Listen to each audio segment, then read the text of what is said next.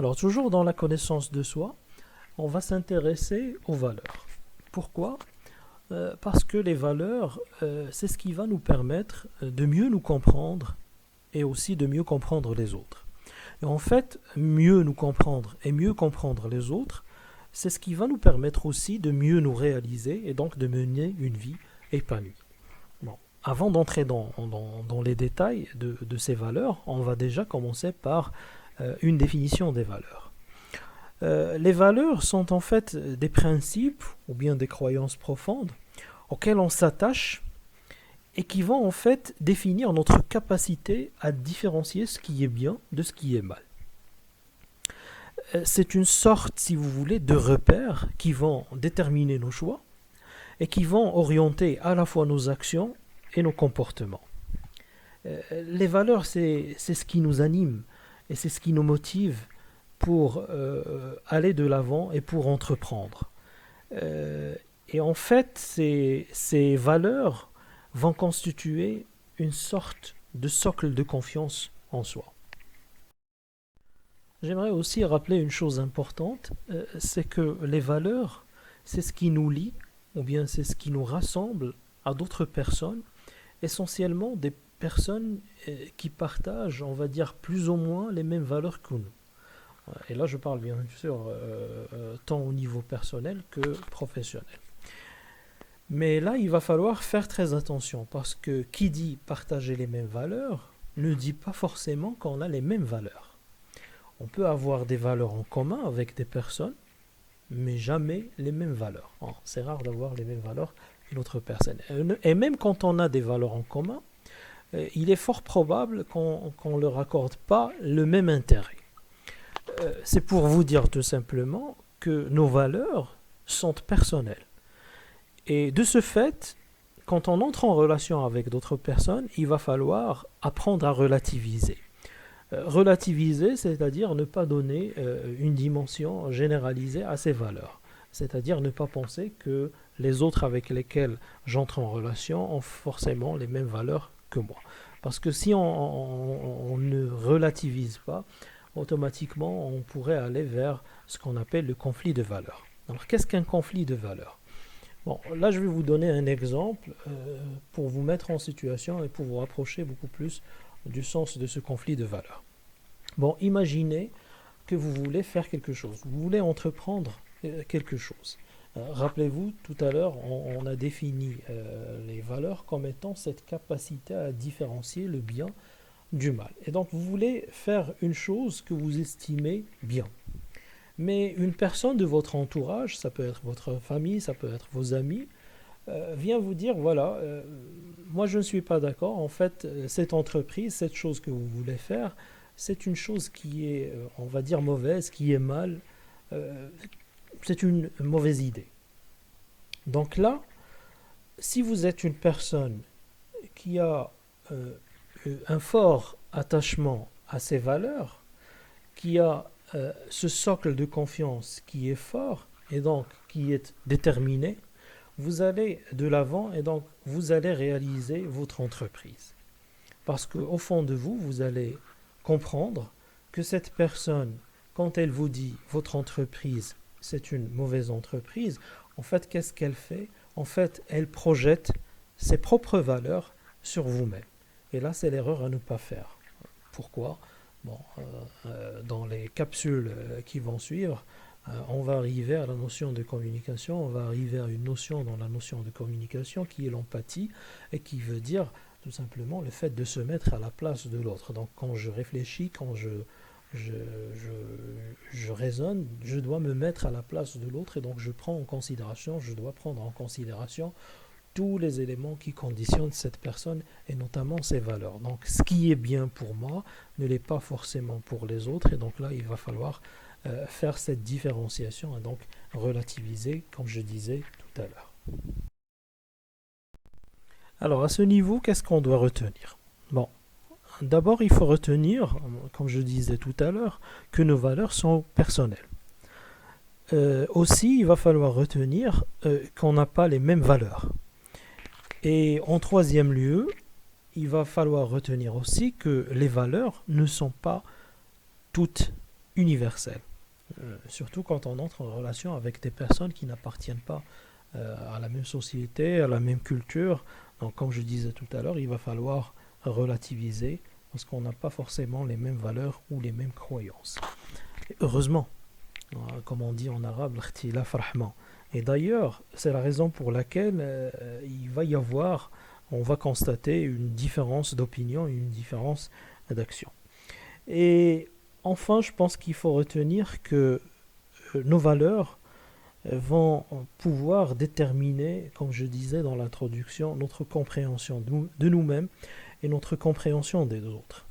Et aussi, ça va nous aider à choisir ou à définir notre chemin de vie, c'est-à-dire savoir où on veut aller, et donc nous permettre de vivre en harmonie et de s'épanouir.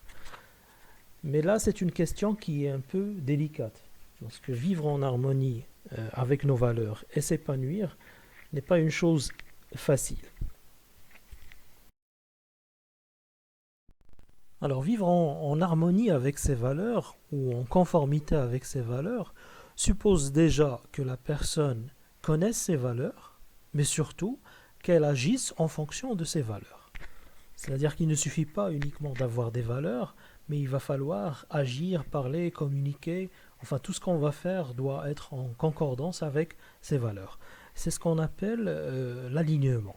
Alors cet alignement avec les valeurs va nous permettre d'être authentique, d'être sincère et surtout d'être crédible. Et là, je vous renvoie à la notion d'image que nous avons vue dans les capsules précédentes. Donc, plus il y a cet alignement, plus cet alignement est présent, et plus notre image, ou l'image qu'on va renvoyer, en tout cas par rapport aux autres, elle va être authentique, elle va être sincère, et elle va être crédible.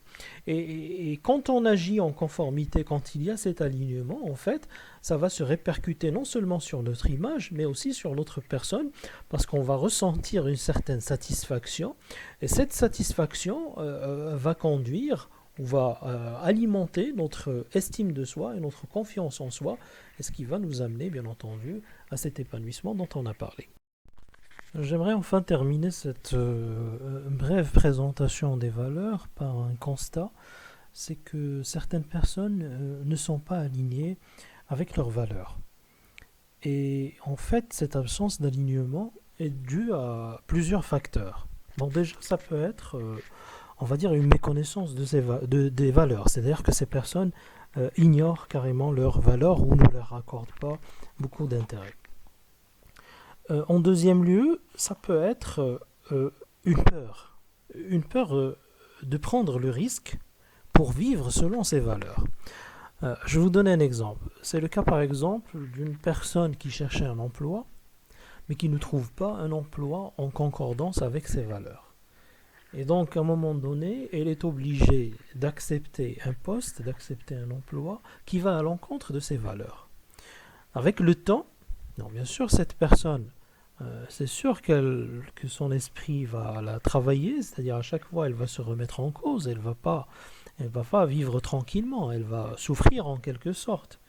Mais avec le temps, elle va avoir du mal à sortir en quelque sorte de cette zone de confort pour aller entreprendre une nouvelle recherche, une recherche d'un nouvel emploi. C'est-à-dire qu'elle va avoir du mal à quitter la stabilité qu'elle a déjà créée pour aller vers, on va dire, l'inconnu.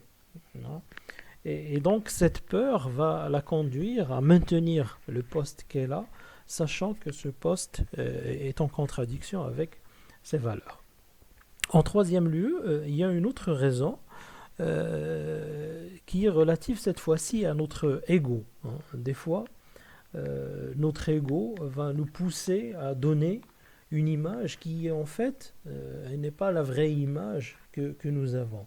Et donc par ego, on va créer cette image et on va continuer à s'enfermer dans cette image un certain temps. Et donc là, cette personne, comme je le disais, ou cette absence d'alignement, ce non-respect des valeurs, va produire chez la personne un sentiment d'insatisfaction, de la démotivation, et va même la conduire à un moment donné à douter d'elle-même et donc à perdre de son estime de soi et de sa confiance en soi. Et donc finalement, comme je disais, la personne, elle va vivre avec une certaine souffrance.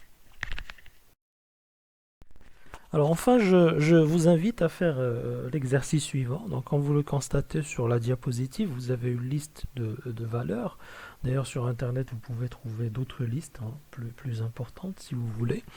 Donc le travail à faire sur ces listes, c'est déjà de mener une réflexion sincère et profonde sur les valeurs qui vous décrivent. Donc pensez à des situations concrètes pour vous rapprocher plus ou davantage de vos valeurs. Donc, dans cette liste ou bien dans les listes sur lesquelles vous allez travailler, essayez de récupérer, on va dire, une liste de 10 valeurs qui correspondent à votre personne.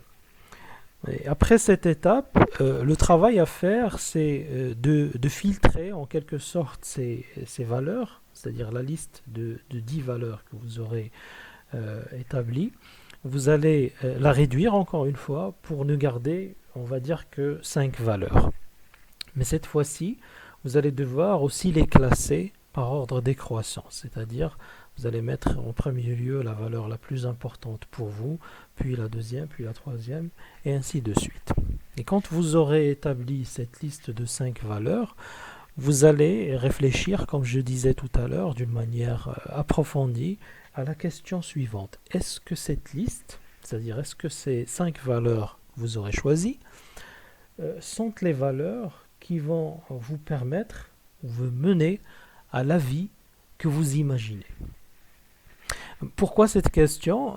Parce que la réponse que vous allez donner à cette question va vous permettre soit de valider la liste des 5 valeurs que vous aurez choisies, soit de faire des ajustements. Donc là, vous pouvez revoir votre liste, c'est-à-dire vous pouvez ajouter d'autres valeurs, supprimer des valeurs pour avoir, si vous voulez, les 5 valeurs essentielles de votre personne.